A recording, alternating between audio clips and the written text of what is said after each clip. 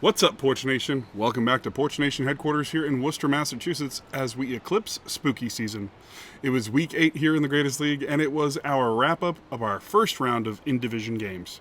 That's right, everyone stayed home and ate the food they already had, so moms who insist what we're looking for is right there, we're just not seeing it everywhere, can be proud of us for once.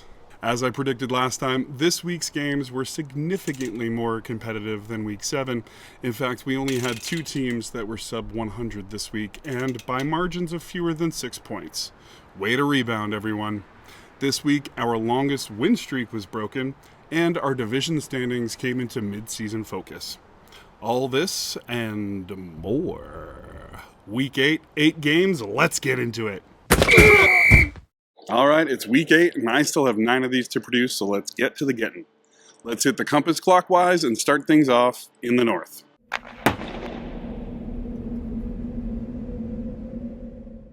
Berg gets back on track and snags his first division win.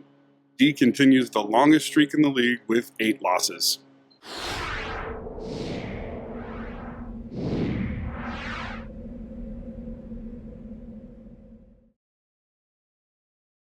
In the other matchup, Steve and Joe came into this one both at 2-0 in division.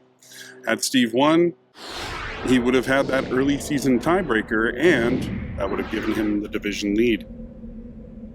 But Joe sees separation in the division instead, as this win makes it 5 in a row and is now our league's longest winning streak. On to 3 o'clock, the East Division.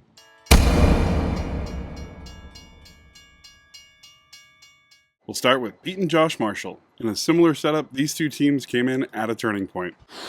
If Pete wins this one, he and Josh would have the same overall and in-division records, and Pete would have the early season tiebreaker in head-to-head. He's no stranger to high scores. Josh, as you know, owns the all-time highest score in league history, but for only the first time this season, Josh is this week's highest score. The other East matchup featured the once surging Jeff versus the once floundering Dylan. Like 2 elevator cars passing in a shaft, Dylan's 4th highest score of the week made this his 4th victory in a row compared to Jeff's now 4th loss in a row. Let's swing down to the Southlands and turn the little hand to the 6.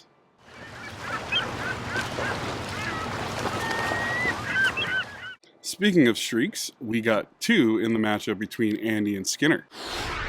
Skinner started off slow and Andy started off hot, but what once was a 3-1 Andy and a 1-4 Skinner are now a 4-game losing streak for Andy, and this win makes 3 in a row for Matt. On to the other South matchup, Josh Steinberg and Adam. Similar to other matchups I talked about already, these 2 came into what could have been a turning point. If Addy wins this one, he and Josh have tied records, and Adam would have the head-to-head tiebreaker here at the mid-season point. But in this reality, Josh Steinberg rebounds from just his 2nd loss last week to yours truly and takes the mid-season 2-game lead in the South. Finally, on the upswing, at 9 o'clock, the West.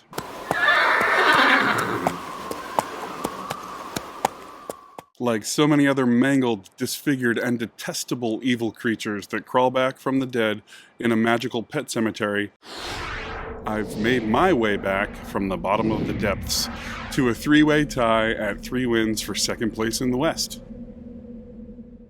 Ross started this season hot, winning 3 in a row at one point, and now having lost 3 in a row with this one. And now, our game of the week. What can I say? This game had it all. We had an underdog victory, we had the league leader getting punched in the mouth, and a decimal game. This one was an instant classic. On Monday, Alex was facing a less than 14-point deficit and had Pittsburgh's Najee Harris set to go. To his dismay, Alex would come up just shy by under a half a point, and Ethan takes down our division leader. All right, that was week 8, folks. We now have 3 interdivisional games left before we hit the in-division 3-game series at the end of the season. Still too early to start talking playoffs, but if the season ended today, we would be shocked and all like, how dare they end the season today? This is unprecedented. Looking in the short term, week 9 has some big matchups to look for, like Alex versus Joe, both at 6-2 and leading their divisions. And also, get those free agency gems. They're out there and they're waiting for the picking. And until next week, keep thriving, Porch Nation. Bloop.